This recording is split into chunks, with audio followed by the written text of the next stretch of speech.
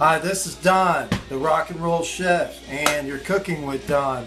I'm making a grilled chicken and andouille sausage gumbo today, and it's going to be incredible. I've been making the roux here, stirring it. What you do is I take some bacon grease. We save our bacon grease around here. It's a little secret you might want to try. But I put a cup of flour, all-purpose flour, and 4 tablespoons of whole unsalted butter and canola oil, about equal amounts of canola oil and butter. And I put a tablespoon of the bacon grease in there just to kick it up a notch, if you know what I mean, especially when you're making the chicken and sausage gumbo. I've already got my cast iron. Always use cast iron skillets. Always use your wooden spoon, like so, and just use the back of the spoon. Make sure you get on the edges and keep stirring. Now this is going to be a long process, trust me, but you can't make gumbo without a dark roux. Okay, I'm going to move over here to my cast iron Dutch oven skillet. I'm going to put some oil, some flavored. Now I have some flavored canola oil here. It's a chili oil. You can just use regular. I've got 2 cups of onions and 2 cups of celery. Go ahead and put that in there. Crank it up a little bit. This is your holy trilogy of Cajun cooking.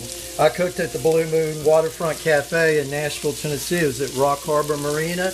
And man, we rocked there. I mean, we were so busy. It was such a great place. It's still there, by the way. But we had the best gumbo in Nashville. People drove for miles around. Anyway, you get your peppers and your onions and your celery going. And always season, always. Put your little bit of salt on there as you go. Go ahead and put your garlic in. I believe I put 2 tablespoons of garlic. Go ahead and put that in. And while you're cooking that, go back over here to your roux. Give it a stir. Always stir it. And I like to do them in separate pans, and I'll tell you why. It's always easier to add more than take some out, if you know what I mean.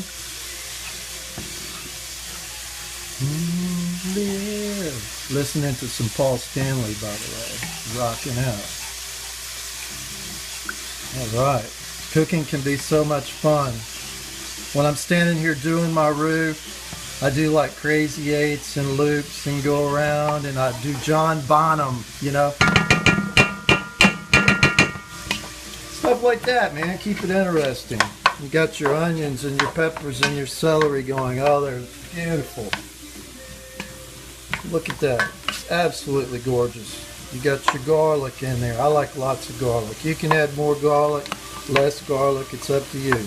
But garlic is a superfood. It's delicious and it's good for you. About this time, I start thinking, okay, I've got my grilled chicken. Let's talk about that a little bit. I put some Creole seasoning on my chicken breast. I used a pound of chicken breast and I used a pound of andouille sausage. And what I do is I get my grill fired up. Now you don't have to grill it. You know, you don't have to, but you can bake your chicken or what have you. But I prefer to grill it. It gives it a good smoky flavor. Let's see here. I use the Tony Chachere's Creole seasoning. Here it is. I just season up my chicken and grill it on the grill. Oh yeah, look at your peppers, onions, and celery. They are absolutely delicious looking. Go back here. Give your roux a stir. Now a lot of chefs will tell you, hey, you need to make your roux the color of chocolate, which if you want that rich nutty flavor like that, that's a good idea. I personally don't cook it that long because I feel like it gives it almost like a too nutty flavor. I like mine a dark blonde roux like that. And just keep stirring with the back of your wooden spoon. Oh yeah, look at the vegetables going here. Oh, and you're gonna cook them for about an hour anyway, so you can start adding other things. Go ahead and add your jalapeno. I take 1 fresh jalapeno and deseed it, de-rib it, and mince it. Go ahead and put that in there. Oh, that kicks it up a notch. You could only smell this. Now, I use a chicken stock. It's an unsalted cooking stock. There's many varieties. I also make my own vegetable stock from all the ends of my celery, onions, and carrots. And if you would show them that back there.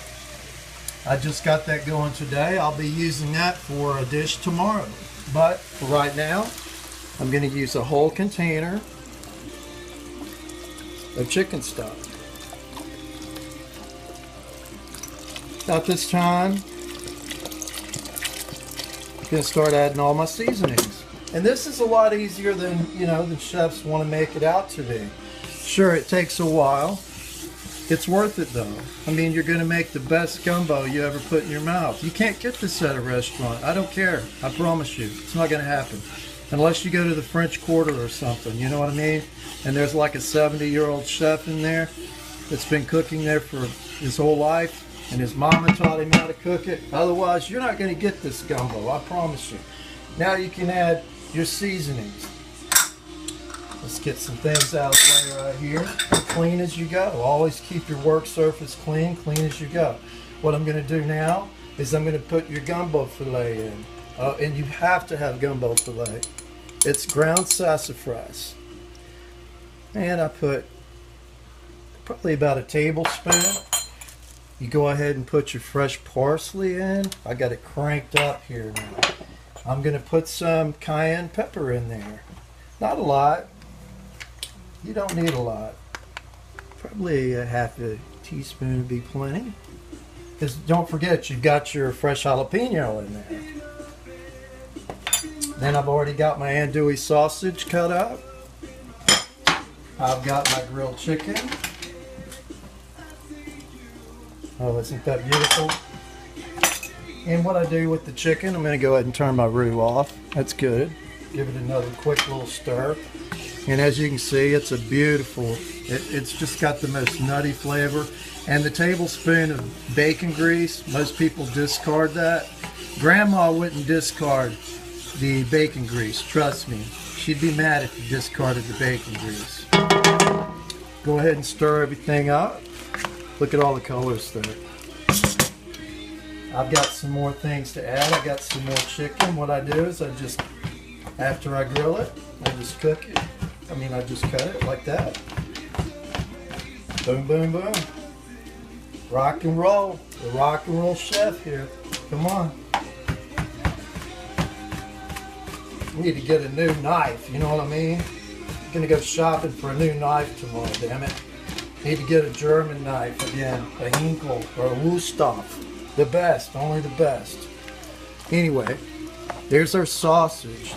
Oh yeah. Now, that's not enough liquid for me. So what I do is I take a can of tomatoes and I put tomato sauce, or the juice. And I chop up the tomatoes.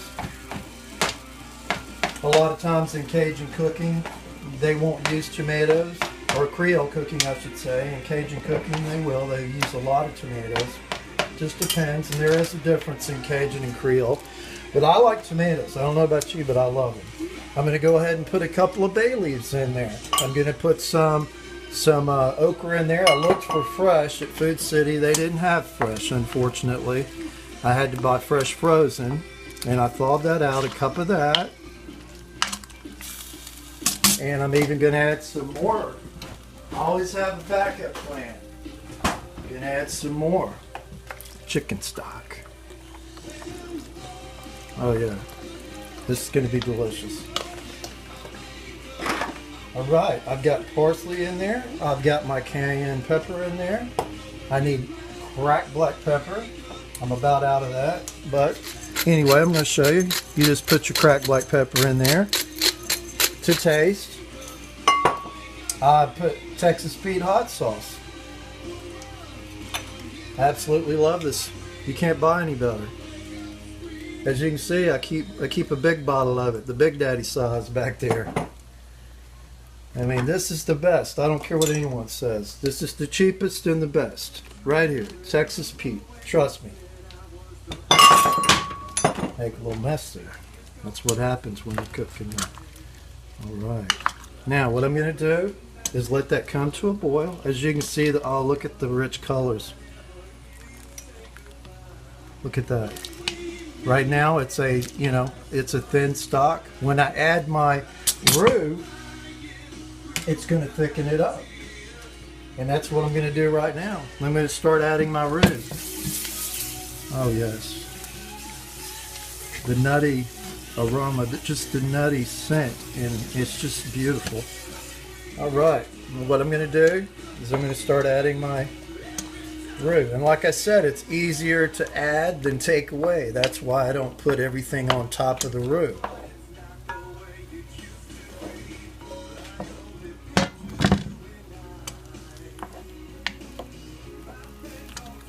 As you can see, it's going to be delicious. You can put fresh thyme in there if you want. You can season it up a little more if you want. A little more hot sauce, whatever floats your boat.